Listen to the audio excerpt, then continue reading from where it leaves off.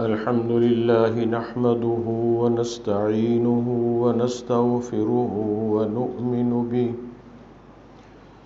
ونؤمن به ونتوكل عليه ونعوذ بالله من شرور أنفسنا ومن سيئات أعمالنا من يهده الله فلا مضل له ومن يضلله فلا هادي له ونشهد أن لا إله إلا الله وحده لا شريك له لا نظير له ولا مثل له ولا مثال له ونشهد أن سيدنا ومولانا وحبيبنا وحبيب ربنا محمدا عبده ورسوله أرسله بالحق بشيرا ونذيرا وداعيا إلى الله بإذنه وسراجا منيرا واختاره من جميع خلقه صغيرا وكبيرا أما بعد فأعوذ بالله من الشيطان الرجيم بسم الله الرحمن الرحيم فإن آمنوا بمثل ما آمنتم به فقد اهتدوا وإن تولوا فإنما هم في شقاق فسيكفيكهم الله وهو السميع العليم والسابقون الأولون من المهاجرين والأنصار والذين اتبعوهم بإحسان رضي الله عنهم ورضوا عنه وقال رسول الله صلى الله عليه وسلم لعلي رضي الله تعالى عنه من كنت مولاه فعلي مولاه وفي رواية من كنت مولاه فهذا علي مولاه اللهم وال من والاه وعاد من عاداه أو كما قال عليه الصلاة والسلام صدق الله مولانا العظيم وصدق رسوله النبي الكريم ونحن على ذلك لمن الشاهدين والشاكرين والحمد لله رب العالمين.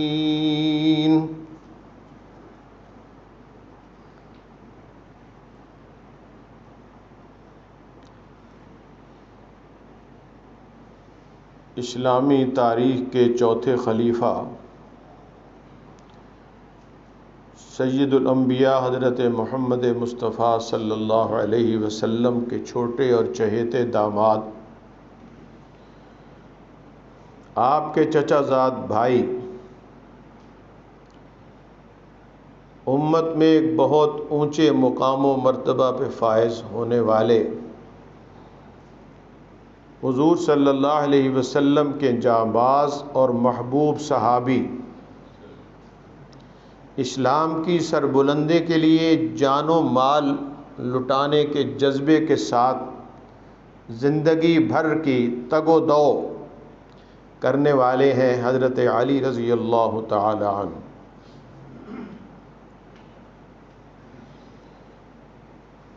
جہاں جہاں قرآن پاک میں آقا نامدار صلی اللہ علیہ وسلم کے صحابہ کا اس امت کے اولین ایمان لانے والوں کا تذکرہ ہے، وہ آیات جب بھی تلاوت ہوں گی تو یقیناً حضرت علی رضی اللہ تعالی عنہ بھی ان میں شامل ہیں.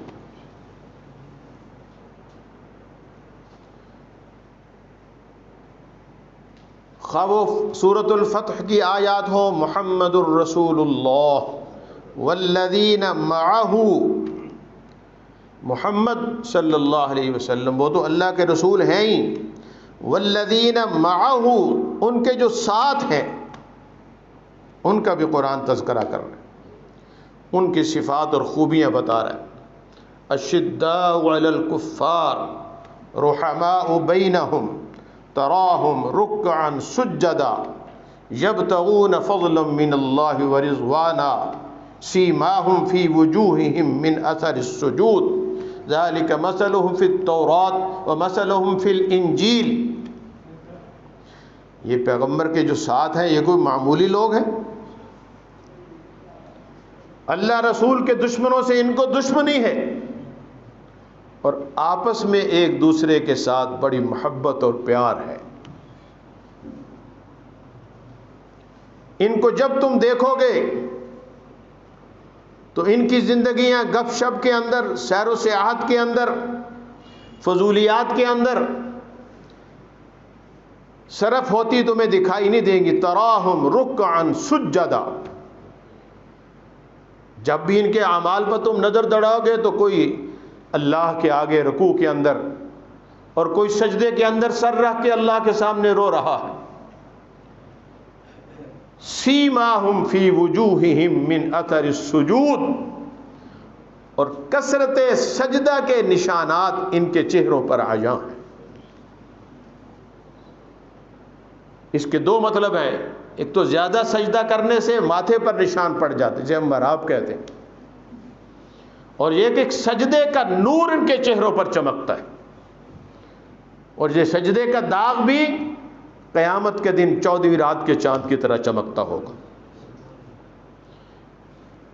اور ان کے اس چہرے پر سجدے کے پڑے ہوئے نشان کو بھی اللہ نے قرآن بنا دی۔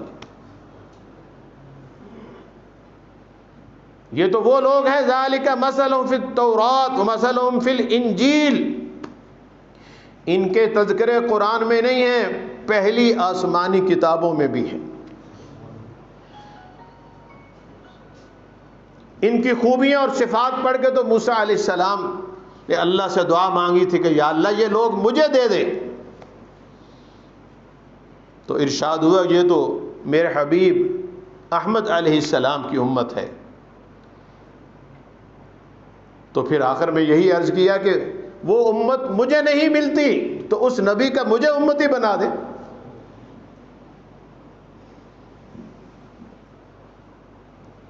تو جہاں جہاں قرآن پاک میں پیغمبر کے جانثاروں کا، جانبازوں کا، محبین کا، عاشقوں کا، صحابہ کا جہاں آئے گا اللہ کے قرآن میں یا پیغمبر کے فرمان میں اجتماعی تذکرہ، ان تمام آیات اور پیغمبر کے ارشادات کا حصہ حضرت علی رضی اللہ تعالی عنہ کی ذات گرامی بھی الگ سے بھی اللہ کے پاک پیغمبر نے ان کے لیے بہت سی خوبیاں اور کمالات اور القاب عطا فرمائے۔ یہ میرا بھائی ہے، یہ میرا داماد ہے، یہ میرا چہیتا ہے، خبردار اس کو ناراض نہ کرنا، اللہ روٹھ جائے گا۔ اس سے محبت کرو گے اللہ رسول بھی تم سے محبت کریں۔ یہ تفصیل کے ساتھ 2-3 جمعوں سے میں یہ بیان اس لیے کر رہا ہوں کہ حضرت علی رضی اللہ تعالی عنہ کی ذات کو بنیاد بنا کر اسلام کی جڑیں کاٹنے کے لیے ایک نیا مذہب ترتیب دیا گیا۔ ایسا کرنے والے حقیقتاً حضرت علی سے محبت کرنے والے نہیں ہیں،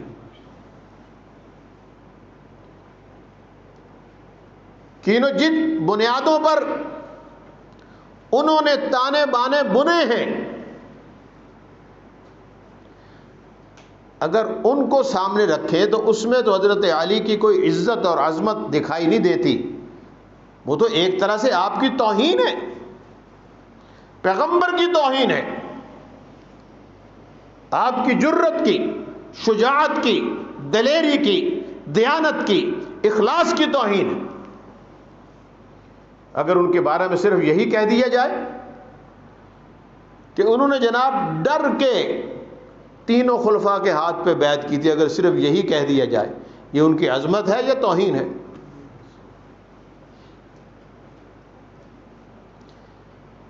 ایسی ہی ایک بات نبی پاک صلی اللہ علیہ وسلم کے ارشادات میں ملتی ہے، اس کو بھی اس طبقے نے جنہوں نے دین کو بگاڑنے، مٹانے اور ساری دنیا کو گمراہ کرنے پہ کمر باندھ رکھی ہے، حضور کے اس ارشاد پر بھی انہوں نے ایسی افسانہ ترازیاں کی ہیں کہ دنیا ان کے پروپیگنڈے سے اس حد تک متاثر ہوگی کہ اچھے خاصے پڑھے لکھے سمجھدار لوگ بھی ان باتوں سے متاثر دکھائی دیتے ہیں۔ آج میں اس بات کا تذکرہ کرنا چاہوں گا، یہ بہت مشہور ہے، تفصیل سے یہ عرض کر رہا ہوں کہ تاکہ ایک ہی بات پوری چیز سامنے آ جائے کھل کر، اور یہاں یہ بات بھی ذہن میں رکھیں کہ کئی ساتھی یہ بھی کہہ دیتے ہیں کہ جی گل مکاؤ کو نویں شروع کرو، کہتے ہیں کہ نواں دین لے آؤ، یہ تو پرانا ہو گیا۔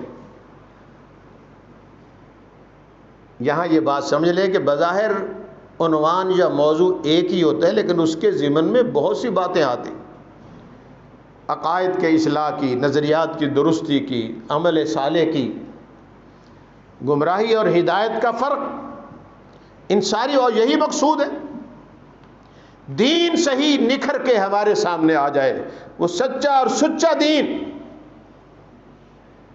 جو اللہ کے پاک پیغمبر صحابہ کے ذریعے اس امت کو دے کر گئے تھے۔ اس لیے سب سے پہلے اللہ نے ان کو سچا اور سچا بنایا جو دین کے سب سے پہلے گواہ اور اس کے علم بردار تھے، اس لیے ان کا تذکرہ کرنا ضروری ہے، ہر ایک کی صفائی دینا ضروری ہے، ورنہ تو سارا دین مشکوک ہو جائے۔ ہمیں قرآن کس نے دیا؟ ہم تک پیغمبر کی حدیث کس نے پہنچائی؟ اور پوری پہنچائی پوری دیانت کے ساتھ۔ وہ صرف ایک ہی طبقہ ہے جس کی سچائی اور دیانت کی گواہی خود اللہ نے دی ہے۔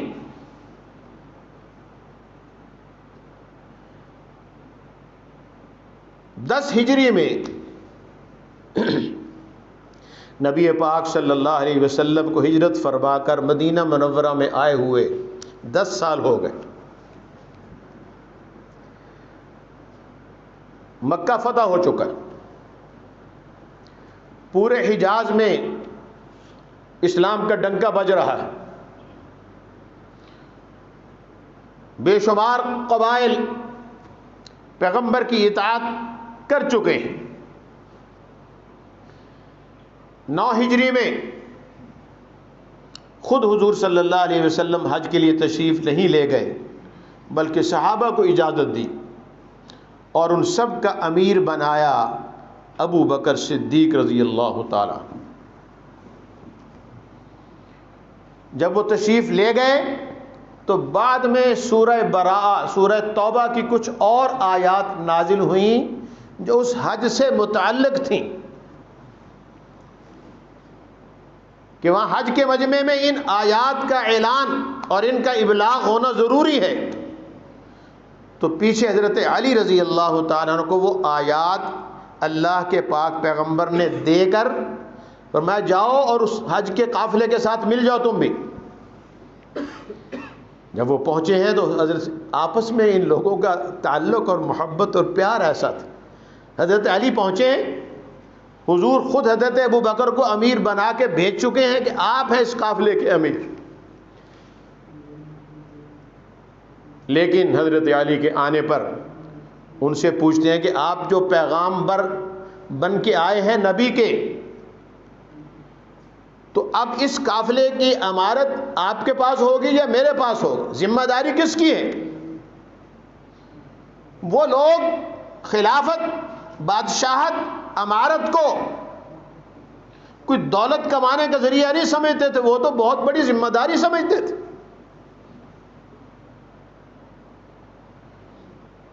حضرت عمر رضی اللہ تعالیٰ عنہ جیسا عادل حکمران دنیا سے جاتے ہوئے یہ کہہ رہا تھا کہ یہ جو ذمہ داری میرے سر ڈالی تھی، پہلے تو اللہ کے پیغمبر کے ساتھ مل کر ہم نے ہجرت کی، جہاد کیا، نمازیں پڑھی، اللہ کو راضی کیا، اس پر ہمیں بڑی امید تھی کہ بخشے جائیں گے، کہ اب اتنی بڑی ذمہ داری کو میں نے 10 سال نبھایا ہے، اب مجھے پتہ نہیں اگر برابر سرابر بھی کام چھوٹ جائے تو اللہ کی بڑی مہربانی۔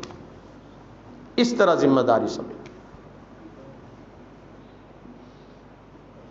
وہ باپ کا مال نہیں سمجھتے تھے، ان چیزوں کا جھگڑا نہیں تھا۔ ہاں کوئی بات سلجھانے میں اختلاف رائے ہونا، وہ انسان تھے، سمجھدار تھے، صاحب الرائے تھے، عقل والے تھے۔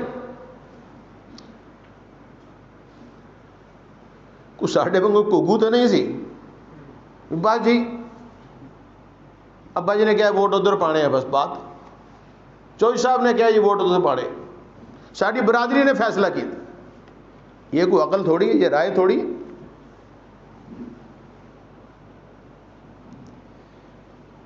تو 9 ہجری میں خود حضور صلی اللہ علیہ وسلم حج کے لیے تشریف نہیں لے گئے، بلکہ 10 ہجری میں 10ویں سال، اور یہی عمر مبارک کا آخری سال ہے۔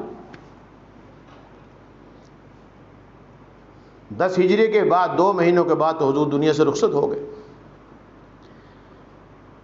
اس میں آپ نے جب حج کا ارادہ فرمایا تو دائیں بائیں سب خبریں دوڑ گئیں کہ خود اللہ کے پاک پیغمبر حج کے لیے آ رہے ہیں۔ پورے علاقے کے علاقے مسلمان ہو چکے تھے، اور خصوصاً نئے مسلمانوں کو حضور کی زیارت کا زیادہ شوق تھا۔ تو مکہ مکرمہ پہنچتے پہنچتے بہت بڑا ہجوم، 1 سوا لاکھ سے بھی زیادہ۔ یہ تو ایسے موٹے اندازے میں کہتے ہیں کہ 1,24,000 یا اتنے، یعنی اندازہ 1,00,000 سے زیادہ مجمع ہو۔ کم آبادی کے ان علاقوں میں اتنے بڑے مجمع کا ایک دفعہ جمع ہونا حضور ہی کی برکت تھی۔ نبی پاک صلی اللہ علیہ وسلم نے حج فرمایا، مختلف مقامات پر آپ نے صحابہ کو نصیحتیں فرمائیں، خطاب کیا، واعظ کہا، اور عرفات میں آپ نے جو بیان فرمایا اسی کو ہم خطبہ حجۃ الوداع کہتے ہیں، لیکن آپ نے مینا میں، مزدلفہ میں، عرفات میں مختلف موقعوں پر تقریباً ملتی جلتی باتیں کہیں جو تو آخری وقت میں آدمی وصیت کیا کرتا ہے، امت کی اصلاح کی، ان کو بگاڑ سے بچانے کی۔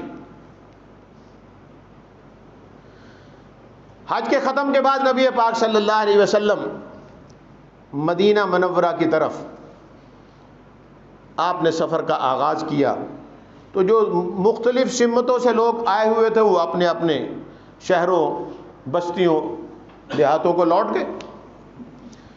صرف وہی لوگ رہ گئے جو مدینہ منورہ کی طرف جانے والے تھے یا مدینہ منورہ کے رہنے والے تھے۔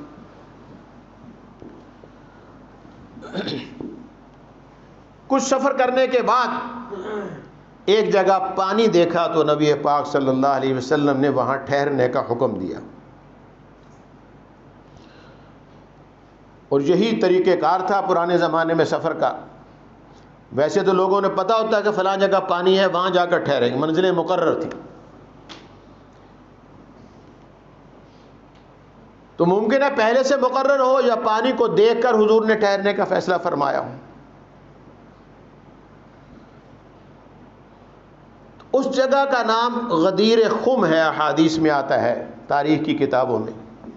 غدیر تالاب کو کہتے ہیں، جوہر کو، خود بخود قدرتی پانی جمع ہو گیا، اور خم اس جگہ کا نام ہے۔ وہاں آپ نے قیام فرمایا اور اس دوران کچھ زیر بحث معاملات کو بھی نپٹایا، خصوصاً حضرت علی رضی اللہ تعالیٰ عنہ اس حج پر یمن سے آئے تھے.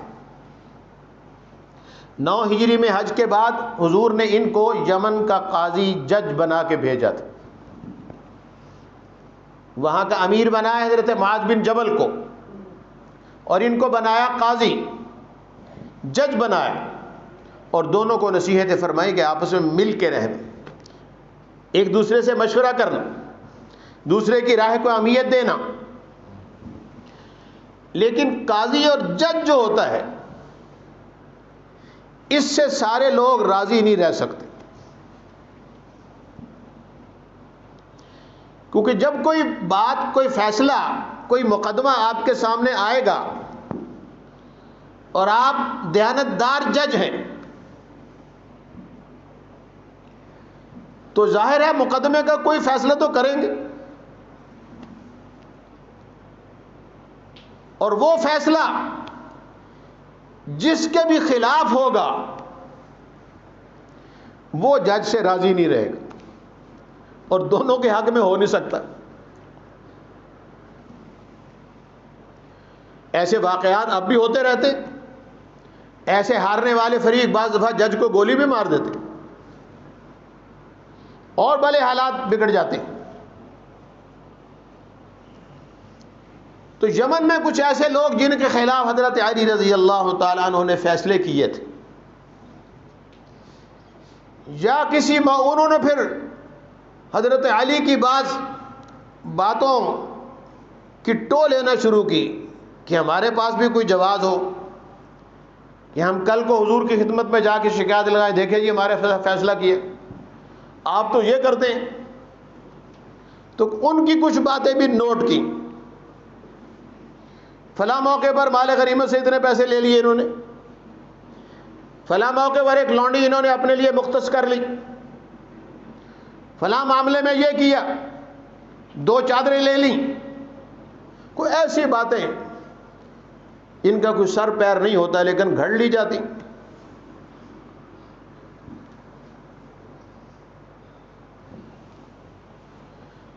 تو وہ لوگ بھی حج کے لیے آئے ہوئے تھے. یہاں جب حضور ٹھہرے, پہلے تو حج کے معمولات تھے سارے ان کے اندر مصروف تھے, اب فارغ ہو کے جا رہے ہیں. تو انہوں نے حضور صلی اللہ علیہ وسلم کی خدمت میں حضرت علی کی شکایت کی. یہ بھی اخلاقی ضرورت ہے, آدمی کو اختلاف ہو تو بات کہے نا سامنے, یہ بھی ایک اخلاقی ضرورت ہے. ہم تو اخلاقی دیوالیہ پن کا شکار ہیں, سچی بات کہنے اور اس پر ڈٹنے کی ہمیں ہمت ہی نہیں ہے.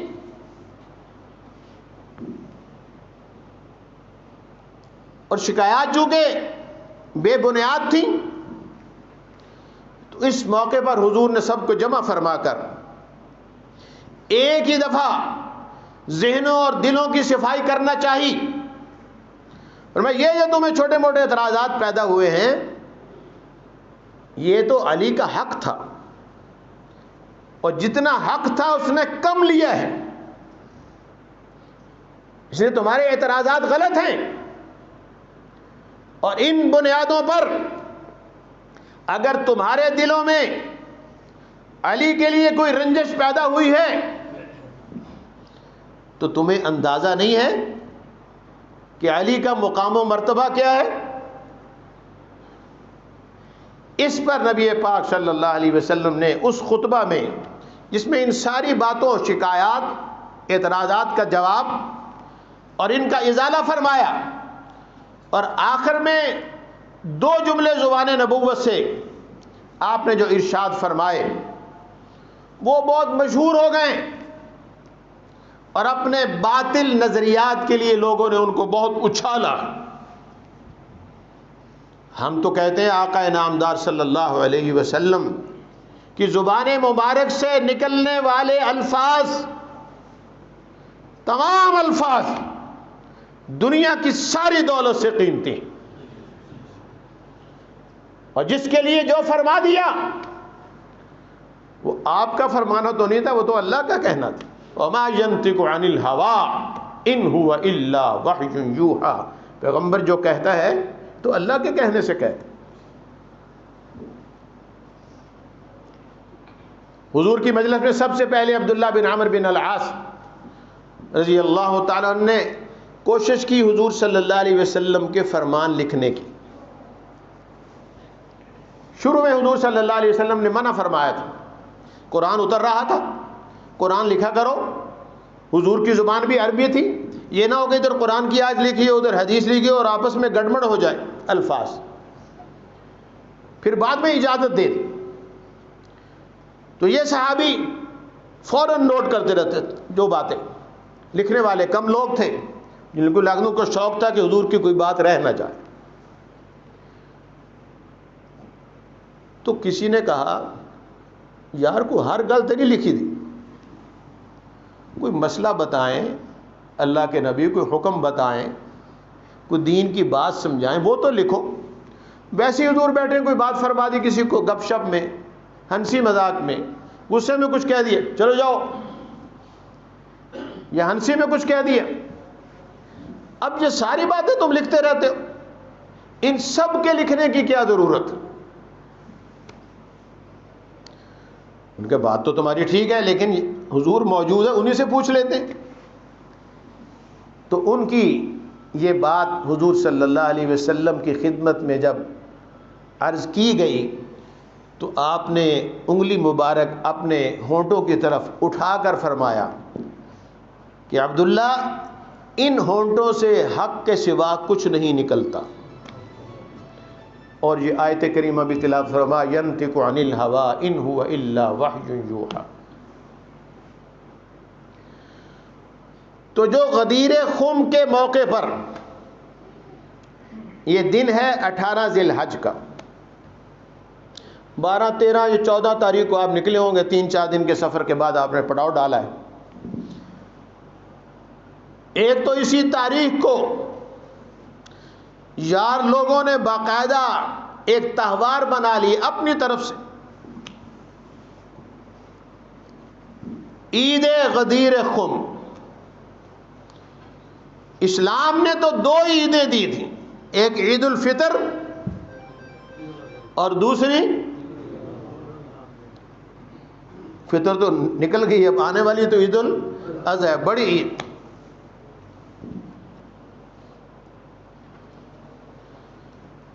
لیکن کسی نے غدیر خم کے نام سے 18 ذی الحج کو عید بنا لی اور کسی نے 12 ربیع الاول کو بنا لی عید میلاد النبی. اور جس کے نام سے بناتے ہیں انہوں نے تو منائی نہیں. عید غدیر خم اگر حضرت علی کی فضیلت اور شان و عظمت کی وجہ سے ہے تو خود حضرت علی کو یا ان کی اولاد کو تو منانی چاہیے تھی کم از کم. ان کو تو اس بات کا احساس نہیں ہوا کہ اس بات پہ عید بنتی ہے. لیکن جب جھوٹ گھڑنا ہو تو پھر کچھ بھی ہو بنیاد. آقا نامدار صلی اللہ علیہ وسلم نے اپنے خطبہ کے آخر میں وہ ایک خلاصے کے طور پر کہ آئندہ بھی محتاط رہو، علی کو عام آدمی نہیں ہے، اس کی ایک شان اور مرتبہ ہے اللہ کے ہاں اور اللہ کے پیغمبر کے ہاں.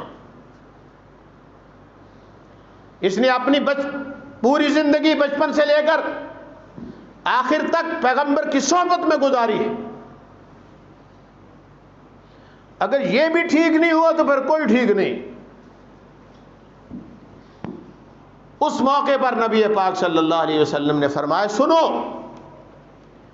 من کنت مولاہ فعلی مولاہ.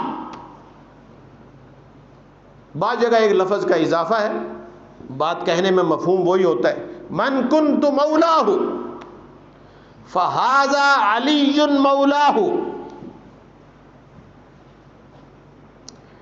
بس لفظ تو سن لیا ہم نے کہ دے مولا کیا ہے حضور، بس پھر علی مولا علی مولا علی مولا علی مولا. بھی مولا کہتے کس کو ہیں اور حضور کیا فرما رہے ہیں، کس بیک گراؤنڈ اور کس منظر میں یہ الفاظ فرما رہے ہیں. کسی بھی بات کا جو بیک گراؤنڈ ہوتا ہے اس کی بڑی اہمیت ہوتی ہے، اس سے بات سمجھ آتی. ایک بڑے عالم تھے، انہوں نے بہت خوبصورت مثال دی. انہوں نے کہا کہ موقع محل جو ہوتا ہے اور جو پس منظر ہوتا ہے کسی بات کا، جسے سیاق و سواق بھی کہتے ہیں، اگر آپ نے دسترخوان پہ بیٹھے ہوئے، ڈائننگ ٹیبل پہ بیٹھے ہوئے اپنے بیٹے سے، اپنے خادم سے، اپنے ملازم سے کہا کہ پانی لاؤ، تو وہ پانی کس چیز میں لائے گا؟ جی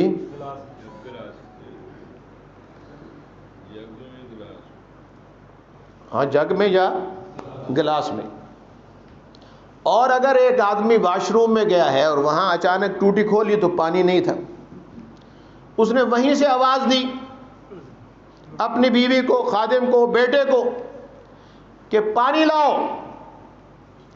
پہلے بھی یہی دو لفظ تھے، پانی لاؤ. اب بھی یہی دو لفظ ہیں، پانی لاؤ. اب جو پانی لانے والا لائے گا وہ گلاس میں لائے گا، جگ میں لائے گا، کاغذ لے آئے گا. ہاں یہ پیشاب کرنے گیا تھے، لوٹے نہان گیا تھے، بالٹی پانی موک گئے، صابن لائی بیٹھے. تفصیل نہیں بتائی اس نے، لیکن موقع محل اور اس بات کا پس منظر، بیک گراؤنڈ جو بتا رہا ہے کہ اس وقت اس بات کا مطلب کیا ہے، اس پر عمل کیسے کرنا ہے. تو بیک گراؤنڈ میں نے آپ کو بتا دیا کہ بیک گراؤنڈ کیا تھا. آقا نے فرمایا کہ میں جس کا مولا ہوں، میں تو پہلے مولا کون ہے؟ کو بولے شولے کرو یار، پتہ نہ کچھ جاگنے کو سمجھ آ رہی، ایسی بہ کے ٹھنڈے ہو کے بالکل ہی. میں جس کا مولا ہوں، تو پہلے نمبر پر کس کو مولا کہا حضور نے؟ جس کا میں مولا ہوں، فعلی مولا ہوں، اس کا علی بھی مولا ہے. اب اگر کوئی کہے کہ ایدج مولا علی کہنے دا حکم دیتا اللہ کے نبی نے، تو پھر سب سے پہلے تو حضور نے اپنے آپ کو کہنے کا حکم دیا، مولا علی کہنا تھا، پھر مولا محمد بھی کیا کرو، وہ تو کوئی نہیں کہتا. وہ یہ پیغمبر کی بات پر عمل نہیں ہے، اپنی خواہش اور اپنے غلط نظریے پر عمل ہے. آپ نے یہ مطلب خود گھڑا ہے، اور ان سے ہمیں شکایت بھی نہیں ہے جنہوں نے یہ سارے تانے بانے ایک نئے مذہب کے بنے ہیں. ان سے شکایت نہیں ہے، شکایت ان سے ہے جو ان کی ان باتوں سے متاثر ہو کر اچھے خاصے سمجھدار پڑھے لکھے لوگ، جن کی علم و عمل کی ایک دنیا گواہ ہو، ان کو بھی یہ بات بڑی سادی سی سمجھ نہ آئے، بالکل سادی سی بات، اور بڑی دلیری سے ایک آدمی کہے دیکھیں جی تمہیں اللہ کے نبی نے علی کو مولا کہنے کا حکم دیا، اس لیے مجھے سمجھ آ گئی بات، آئندہ سے ہم حضرت علی نہیں کہیں گے بلکہ کیا کہیں گے؟ کیوں؟ کہ حضور نے کہا ہے. تو حضور دی ادھی گل تسی مننی، ادھی کیوں نہیں مننی؟ یہودیوں عیسائیوں سے قرآن اس بات کا شکوہ کرتا ہے، افتؤمنون ببعض الکتاب وتکفرون ببعض. جب تمہارا دل چاہتا ہے تو کہتے ہو تورات میں آئی یہ بات، اور جب دل نہیں چاہتا تو پھر کہتے ہو لو یہ ساری گلیں تورات ہی مننی چاہیے ہوں. یا تو پیغمبر کی پوری بات مانو، اگر تم عمل میں مخلص ہو حضور کے ارشاد کے تو پھر پوری بات مانو، پھر ہر جگہ زبان سے بھی تحریر میں بھی لکھو مولا محمد صلی اللہ علیہ وسلم کہو.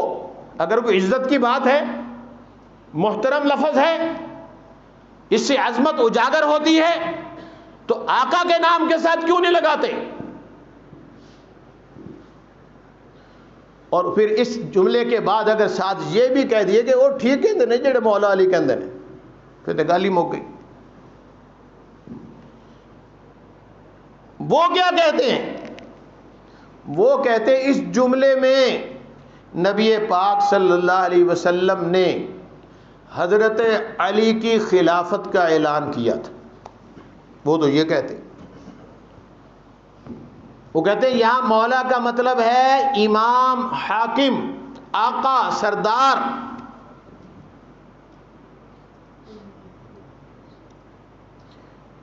ممکن ہے اس کا معنی ہو، لیکن میرے مطالعے میں لغات الحدیث، حدیث کے الفاظ کے معنی جو بہت مشہور کتابیں ہیں، عربی لغت کی ڈکشنریاں ہیں، اس میں ایک النہایہ ہے جزری کی، اس میں مولا کے 16 معنی لکھے. کتنے لکھے ہیں؟ 16. لیکن ان میں یہ نہیں لکھا کہ اس کا معنی حاکم بھی ہے. ایک دنیا میں بہت مانی ہوئی ڈکشنری ہے، اس کا نام ہے المنجد، ایڈی موٹی جی، اور لکھی کن نے؟ عیسائی نے، عربی دی لغت، بیروت کا رہنے والا. المنجد اتنی موٹی کتاب، وہاں 21 معنی لکھے ہیں. ان 21 میں ایک بھی نہیں ہے جس کا معنی حاکم ہو یا آقا ہو. چلو کتابی گلنا چھڈو، نہ ساری تسی المنجد ویکھنی ہے تے نہ النہایہ ویکھنی ہے، نہ تانوں سمجھ آنی ہے. ادھر دی گلاں تے لوگاں دے روح پاڑ لی کہی دیکھ مولوی صاحب نے بڑا مطالعہ جی، کیا بات ہے. باقی تسی ساری امت دے حوالہ نہیں ویکھنا. میری کوشش ہوتی ہے میں کامن سینس کی بات کہوں. یہ جملہ جو نبی پاک صلی اللہ علیہ وسلم نے ارشاد فرمایا، اس جملے کو حضرت علی نے سنا کہ نہیں سنا؟ بولے کرو یار، یہ کا سارے کٹھے ڈال کے سیرے لایا کرو، پتہ لگے سارے. اس جملے کو صدیق اکبر نے سنا یا نہیں سنا؟ عمر، عثمان، زبیر، طلحہ نے سنا یا نہیں سنا؟ 1 لاکھ نہ صحیح، اس وقت بھی کم از کم ہزاروں صحابہ حضور کے ساتھ تھے، اور سب کو جمع کر کے آپ ارشاد فرما رہے تھے. اور اللہ کے پیغمبر کی بات کو ایسے کان لگا کر بے حرکت ہو کر صحابہ سنا کرتے تھے کہ لگتا تھا یہ زندہ انسان نہیں ہے، لکڑیاں ہیں. اتنی توجہ سے سنتے تھے. ان سب نے سنا تو انہوں نے سمجھ بھی آیا کہ نہیں آیا؟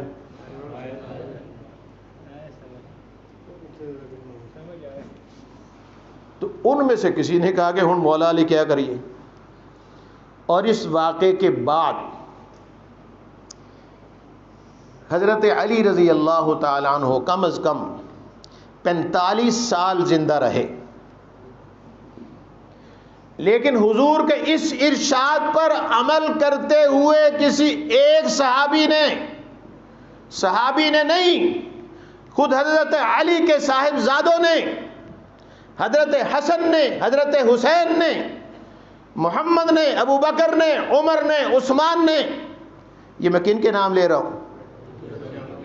صحابہ کے نہیں، حضرت علی کے بیٹوں کے. 18 بیٹے تھے حضرت علی کے.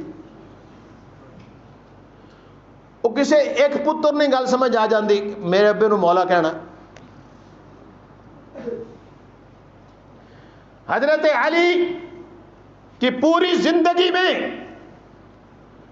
نہ کسی صحابی نے، نہ اہل بیت میں سے کسی نے، نہ حضرت علی کی اولاد میں سے کسی نے، اور حضرت علی کے دنیا سے رخصت ہو جانے کے بعد، آپ کی شہادت کے بعد، حضرت حسن کی پوری زندگی میں، حضرت حسین کی پوری زندگی میں، حضرت زین العابدین کی پوری زندگی میں کسی نے نہیں سمجھ آیا کہ ساڈے ابے نو مولا کہنا سی، دادا جی نو مولا کہنا سی، ساڈے نانے نے کہا سی. کسی کو نہیں سمجھ آیا. تو ہمیں سمجھ آیا. ایک مولوی صاحب دی عمر تو تقریباً 70 سال ہوئی، میں نے ہن سمجھ آیا. صحابہ نو تو 70 سال بعد بھی نہیں سمجھ آیا. تقریباً 100 سال صحابہ زندہ رہے. 120 ہجری تک. ان میں کسی کو سمجھ نہیں آیا، اور لوگ کہہ رہے کہ مجھے سمجھ آ گیا، ان پہلے نہیں سمجھ آئی. تو ہم یہ کہتے ہیں کہ اگر سمجھ آ گیا ہے تو چلو ابھی اس کو آپ سمجھتے ہیں کہ مولا علی کہنے سے حضرت علی کی شان بڑھے گی. حضرت علی کہنے سے، حضرت کا نام حضرت کہنے سے حضرت علی کی شان نہیں بڑھتی، مولا کہنے سے بنتی ہے. تو یہ کون سی عزت افزائی ہے؟ ساری دنیا تو آپ کو مولانا کہتی ہے، مولا ہی کہتی ہے نا. مولانا بھی مولا ہی ہے. آگے نا لگا دی کہ ہمارے مولا.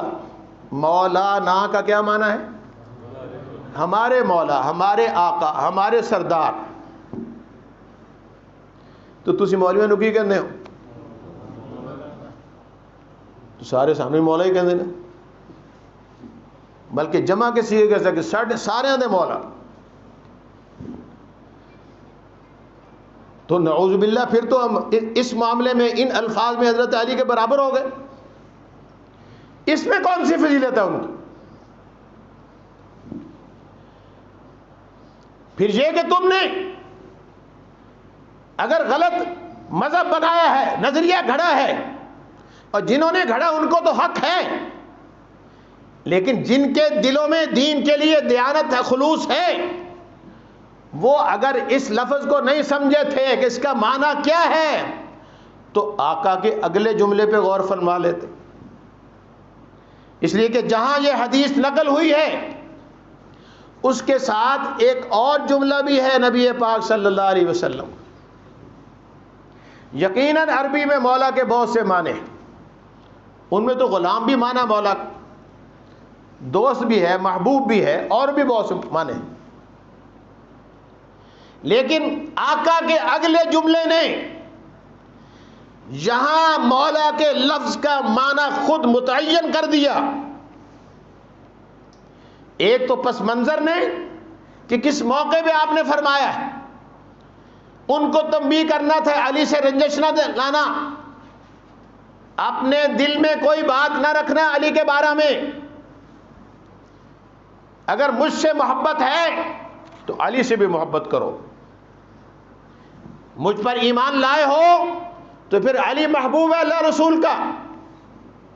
یہی معنی ہے پیارے ہونے کا، محبوب ہونے کا، دوست ہونے کا. اگلا جملہ نبی پاک صلی اللہ علیہ وسلم نے فرمایا، یہ ذہن میں رکھیں. لوگ اتنا ہی ملاتے ہیں، بس اتنا ٹکڑا پڑھتے ہیں، اگلا نہیں پڑھتے، اور پھر اس کو اتنا پھیلایا اور اتنا اٹھایا اس لفظ کو. آپ گوگل پہ جا کے کسی جگہ نیٹ پر صرف مولا علی لکھیں اور پھر وہ کو تھلوں کی نکلتا ہے.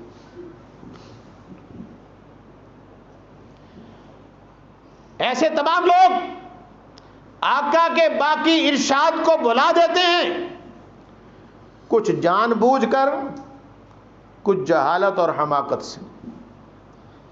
اس کے بعد حضور نے کیا فرمایا، اس پر غور کیجیے. آقا نے دست نبوت اٹھائے، آسمان کی طرف کہا اللہم من والی علی والاہ ومن عادی علی عاداہ. اے اللہ، میں نے ان کو بتا دیا ہے، میرے کہنے کے بعد بھی، سمجھانے کے بعد بھی، اگر کوئی علی سے محبت نہیں کرتا، دل میں رنجش رکھتا ہے، عداوت رکھتا ہے، پھر تو بھی اس سے نپٹ لے. اور جو علی سے محبت کرے، اے اللہ تو اس سے محبت کر. تو مولا کا لفظ حضور نے خود بتا دیا کہ کیا معنی ہے. تو مولا کا کیا معنی ہوا؟ جس سے محبت کی جائے، جس سے پیار کیا جائے. اور آپ سب اللہ کو حاضر ناظر جان کر اپنی زبانوں سے خود کہیں کہ کیا آپ حضرت علی سے محبت کرتے ہیں یا نہیں؟ دل سے کرتے ہیں؟ تو جب ہمیں یہ یقین ہے اور پوری دیانت اور اخلاص کے ساتھ ہم کہہ رہے ہیں، اللہ کے گھر میں بیٹھ کے اس کا اقرار بھی کر رہے ہیں زبان سے کہ ہمیں حضرت علی رضی اللہ تعالیٰ عنہ سے محبت ہے، محبت ہے، محبت ہے، یقیناً ہے اللہ کے فضل سے، تو پھر ہم بھی حضور کے اس دعا اور ارشاد کے نتیجے میں ہم بھی اللہ کے محبوب۔ باقی یہ تو انتہائی ایک بودی اور عجیب و غریب بات ہے کہ اللہ کے نبی نے حضرت علی کی خلافت کا اعلان کیا تھا۔ یہ آگے میں تفصیل سے بات کروں گا۔ حضرت علی نے حضرت ابو بکر کی خلافت کے وقت بھی یہ نہیں کہا کہ دیکھو جو اعلان تو پہلے ہو گیا سی، میں تے بلا مقابلہ جیت چکے ہیں پہلے۔ حضرت عمر کے خلیفہ بننے پر نہیں کہا، حضرت عثمان کے خلیفہ بننے پر نہیں کہا، چلو ان کی جو اکثریت تھے، ووٹ زیادہ تھے، طاقت ان کے پاس تھی، تو جب حضرت علی خود خلیفہ بنے تو اسی دلیل سے بن جاتے کہ میں نے تو حضور نے پہلے بنایا سی، تب بھی نہیں کہا۔ تو جو دلیل حضرت علی کو نہیں سوجی وہ ہمیں سوج گئی، اسی زیادہ سیانے۔ وہ ایک بندہ مولوی صاحب کو لایا، انہوں نے کہا مولوی صاحب اس ساری عمر لوگوں نے کیوں پٹھے راہ پایا ہے؟ کہ جی کی ہوئے؟ ان کے دیکھو جی بیچارے شیطان دا کی قصور سی، تسی قرآن کھول کے دسو کہ اللہ نے سجدہ کرن دا حکم آدم علیہ السلام نو جڑا دیتا ہے وہ کنوں دیتا ہے؟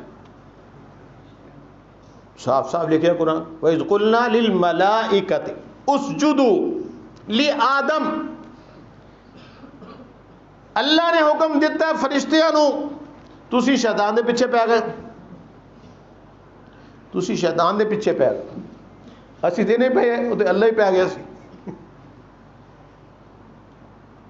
حکم دیتا ہے فرشتیاں نو تے مار پئی شیطان نو، او دا کی قصور سی؟ انہوں نے سجدہ حکم دیتا ہی نہیں اللہ نے، وہ دے کو پوچھ گئے شروع ہوگی کیوں نہیں سجدہ کیتا؟ اے بڑی زیادتی ہے شیطان دا۔ تو مولوی صاحب نے ہنس کے کیا کہ جیڑی گل شیطان نو نہیں سجی ہو تینوں سج گئی، تو دے نہیں وڈا سیاਣਾ ہے شیطان نالوں، تو جو حضرت علی کو نہیں سوجی وہ